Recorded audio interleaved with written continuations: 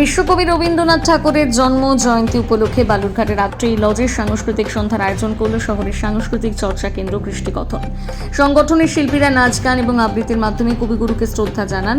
অনুষ্ঠানে পরিবেশিত হয় একাধিক রবীন্দ্রসঙ্গীত এবং কবিতা আবৃত্তি। উপস্থিত সংস্কৃতি প্রেমী দর্শকদের ভিড় ছিল চোখে পড়ার মতো।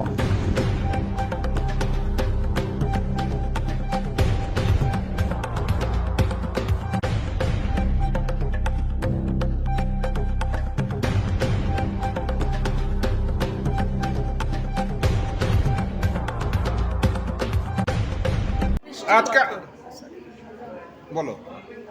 কৃষ্টিকথন একটি সুস্থ সংস্কৃতি চর্চা কেন্দ্র, যেখানে কিছু মানুষ একত্রিত হয়েছে মনের বন্ধনে এই শিক্ষা, বাংলা শিক্ষা সংস্কৃতির চর্চাটাকে বয়ে নিয়ে যেতে।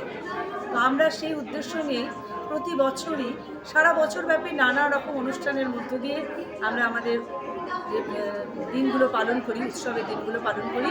গতকাল ছিল রবি ঠাকুরের জন্মদিবস। আমরা সেই উপলক্ষে আজকে আয়োজন করেছি একটি সাংস্কৃতিক সন্ধ্যা।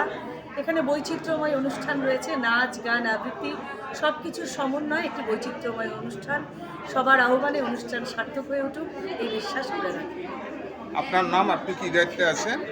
আমি কৃষ্টিকথনে দায়িত্বে আছি আমাদের ক্যাশিয়ার পদে, এবং তাছাড়াও যৌথভাবে আমরা বিভিন্ন ধরনের যে কাজ করি কোর কমিটি, তার একটি মূল দায়িত্বে আছে। আপনার নাম? শ্রীমতী রুমা ঘোষ।